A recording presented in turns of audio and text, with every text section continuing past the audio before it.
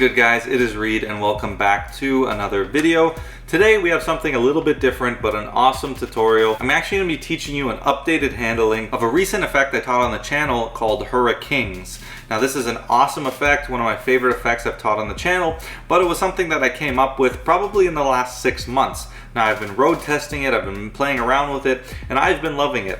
But actually after I posted it, it's funny how these things work out, but almost the next day, I was thinking about one of the moves that I thought, you know, maybe there's a way to improve it, and I actually came up with something that I think is a worthwhile improvement that actually will make it a bit easier, and probably one of the moves that you guys felt was maybe a bit tricky to pull off in the real world. Now it's something I did all the time, but I think this is a better handling. Also, I had one user comment, but I need to actually look him up here and shout him out because he gave a suggestion as well, which I've now officially updated the handling to include because I think it's just brilliant, and I'm not sure how I didn't think of it before. You know, it's one of those things that sometimes, you know, when it's a newer effect and you haven't got as many magician eyes on it, it can be a good thing to get feedback. So I don't think this is something I'll do often, but I think it's worthwhile in this case. I want to teach you the updated handling. This is going to be a quick video just running through the new moves in the handling. If you want to check out the full tutorial, you can. I'll link it up here. So I also need to thank here Nathan Rantala for his idea that has kind of inspired an updated handling here that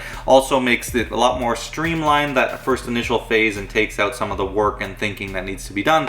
And I can't believe I didn't think of it sooner. So with all that said, guys, this is going to be a great video talking about the updated handling of Hurri-Kings. Let me know what you guys thought about this effect, if it's something you've tried out, if you're going to perform it, and maybe after this handling you're going to start performing it.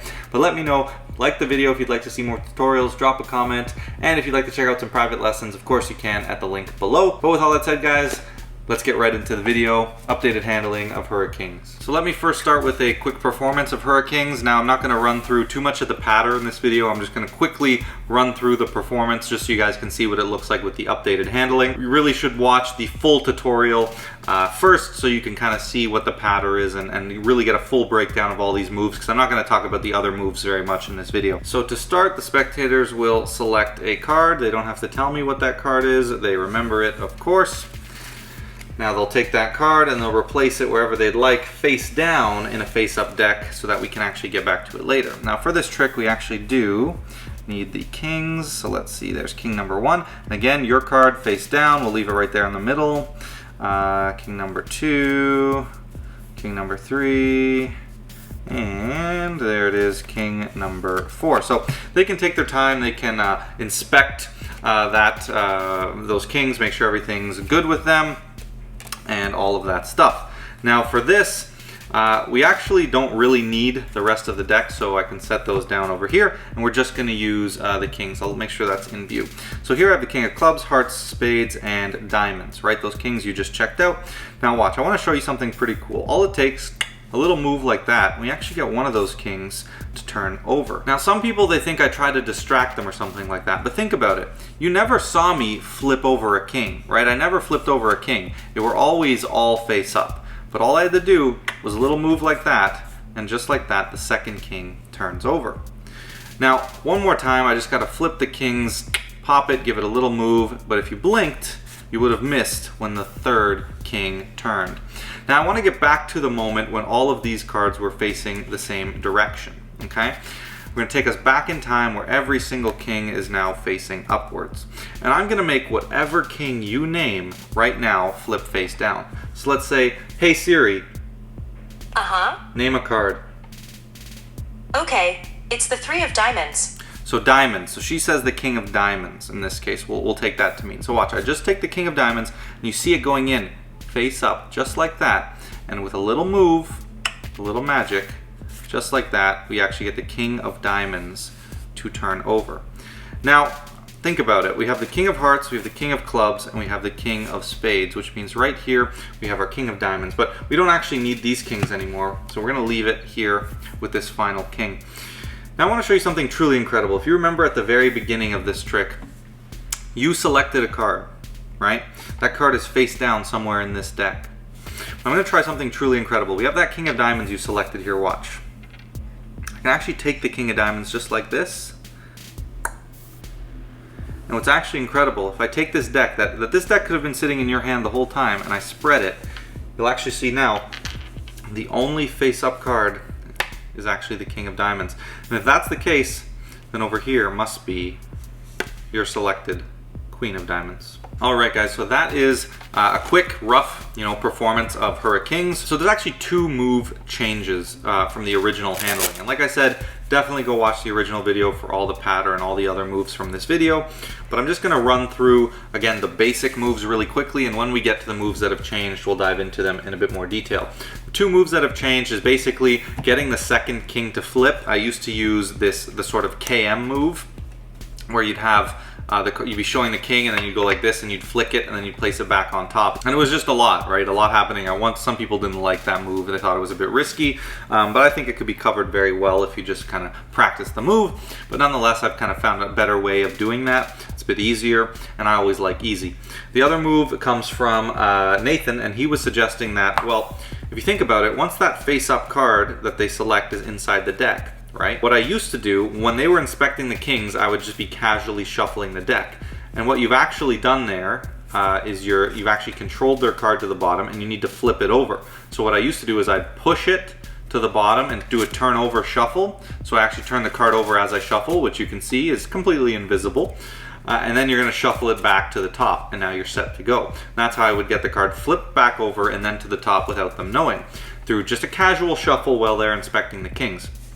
But he brought up the interesting point that, you say the cards, face up there, we're going to leave it there, but now you're just kind of handling the cards, you're shuffling, maybe they would expect to see the card, that's, one little discrepancy. Also, it's kind of just nice if you just kind of don't really fiddle with the cards once they've put it face up. And I think that's a great point. So he suggested using a half pass, and I remember thinking about using a half pass here, but for some reason I didn't think it would work. It wasn't possible with the handling, but I realized it's actually way easier, and I don't know what I was thinking, because I do remember thinking of the half pass. So let's dive into the routine now, and we'll break down those 2 changes. So step 1, if you have a card selected, like I said, make this step really, really fair, really free. And as long as they don't select the king, you're fine. You can ask them at this moment, hey, I don't want you to have selected a king. Or you can kind of wait and do it later. Then I like to, flip over the deck and let them put the card back wherever they'd like. And you just kind of mention that we're doing that because we'll get back to your card later. Now you're going to spread through and you're going to upjog the kings, because you say we need the kings for this effect. This is also a good moment to ask them, you didn't pick a king, did you? Now you pause here, you point out, hey, you can still see your card face down, and this gives you all the time in the world to actually put this card right into a cull as you continue to spread. So you're going to cull out their card, continuing to upjog the kings with that card into cull, and go through until you get to the last king. And you're going to close everything up, moving their card to the top of the deck, and then you can strip out those kings and have them inspect them. Just say, I want you to check, make sure it's only kings there. Now while they do that, here's the first updated handling. So here you used to do like the turnover shuffle and then shuffle to the top. All you're going to do now is get a pinky break under that card, pull it back into, I like to pull it back into like a deeper gambler's cop, and then I'm going to pull it down with these fingers and reverse it on the top. So I'm just half passing the one card, and now it's face down on the top. I don't know why that wasn't in the original handling. Like I said, I remember thinking of the half pass, but who knows? Anyway, so much easier. So all you're going to do is just half pass that card. So how I do that is I get a big pinky break and I pull it back slightly to help hide that flash at the front, tilt the deck down, and now these fingers are going to pull down and kick the card over and then press it up against the deck, right? So it's very easy. From the front, there's not much to see like that. From the side, you can see I pull and flip like that. And again, this can happen extremely casually. It does not have to be done well, because the second they'll be focused on that, you can literally just turn the card over really quickly and then place the deck in your hand. One thing that I like to do is I do the pass and then I kick the deck over right away, face up into my hand. So at speed, with that card face up on the bottom, it kind of looks like this. And I have the deck right in my hand, ready to go. Now you don't want to set the deck down yet, because we do have to get the card loaded with the kings. So at this point, you're just going to push over, get a pinky break, and get set. Now when they're done, you're going to take the kings back. You want to place them in chased order. So you just casually kind of set them up and just pick them up while you're saying, look, like there's no nothing here, right? There, there's only the kings, right? And you have them confirm that. Now we're in clubs, hearts, spades, diamonds. That's the order you need to be in. Now you're going to set the kings down as you pretend to square them up. And you're just going to lift up with your thumb and pick up everything at the break, stealing their card off. Now you can set the deck down. I like to do it in their hands. And I say, here you can actually hold onto this deck, hold it in between your hands because we don't need it for now. And you could potentially reiterate that their card is face up in that deck in between their hands. Now you're going to take this packet, you're going to hold it at your fingertips with the thumb and the middle finger, and you're going to pull off the 4 kings, showing that you have 4 kings here, and then another card will now be hidden here. You show it, you're going to square everything up, and now again, whatever pattern you choose to use, but you do your move, and now you just spread again, and the first king is going to have appeared to turn over. Now this is where the second big change is. I used to now pick up the double at the King of Hearts and say, look, some people, they think I try to distract them. They think I'll come here with the King of Hearts and try to flick it or something like that. But that's not what I do. And in that, I've actually flipped that second card. This is the position you want to be in, right? Because what happens, you show the King of Hearts and you're going to clip that card and pull it out. So now you're actually flipping it, and that all happens as I turn, pull the heart out, and then flick it, right? I flick it with my thumb. And now that card has been reversed on the top, and then I flip my hand face up and put the heart on top as it's coming into view to keep that face down card hidden. So it's kind of a big move, right? But you just, go like that, and it happens quickly, it's hidden. If you do it right, there's nothing to see, but I understand it's a bit more of a tricky move, and I knew this moment could be streamlined. So this is what I do now. It just takes a small change in pattern. Now what you're gonna do and say is, once you're in this position, so you have the double hopefully nice and square on top of the deck, you're going to square up everything and get a break underneath that double. Okay, so what I kind of do is I kind of put my fingers here and pick up the double, close these ones with this hand, and then place that on top. So I have a break above the double, and I'll say, think about it, that card flipped and you never saw me turn over a king, and now you're just going to turn over the double. So you say, you never saw me turn over a king, and now you're going to tilt it slightly out of view and use your thumb to pull back just a little bit so that second card's exposed. So you go like this, you pull back, right? And all that's completely hidden. Now you're going to reach in and pull out the second card, but this is going to come from here, and now it's the King of Hearts. So it looks like you're just taking that King of Hearts and flipping it back over on top of the deck, but you've now actually reversed that card. So you have your break, and the pattern there is, so think about it, you never saw me turn over a king, right? All the kings were the same way face up, but somehow one of the kings turned over, and in that I've reversed that second card. So it's a lot easier, a lot more streamlined. Now for phase 2, you just say, watch, we do the move again, and now the second card will go. Third phase, you're going to tilt the wrist and push the cards through, which is actually going to reverse the whole packet. So now you're in this position, and again, all you need to do is the move and spread once again, and you will have the third king turn. Now you say, I want to go, this is the double up here. You're going to say, I want to go back to the moment we started where all the kings are face down. You're going to flip over that King of Clubs, close up everything, turn it over, and now you need to move the King of Diamonds to the top. So you say, look, every single king is now facing up. Now, because we started in chased order, if you followed this properly, you're gonna have these kings in this order every time. And the way to remember this order is because you need to remember what to do when they name a king. So it's gonna be the red, followed by the black, and that's easy to remember because you're gonna be staring at the red cards, so you know the reds come first. And then these are in alphabetical order within their color. So D comes before H, diamond comes before heart, and C comes before S, clubs comes before spades. So you remember the order.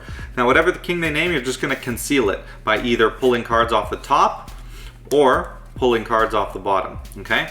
And the diamond's the only one that's different. So if it's hearts, I know the hearts is second, so I can't pull away the diamond without revealing it. So now I'm just going to spread 3 cards from the bottom, okay?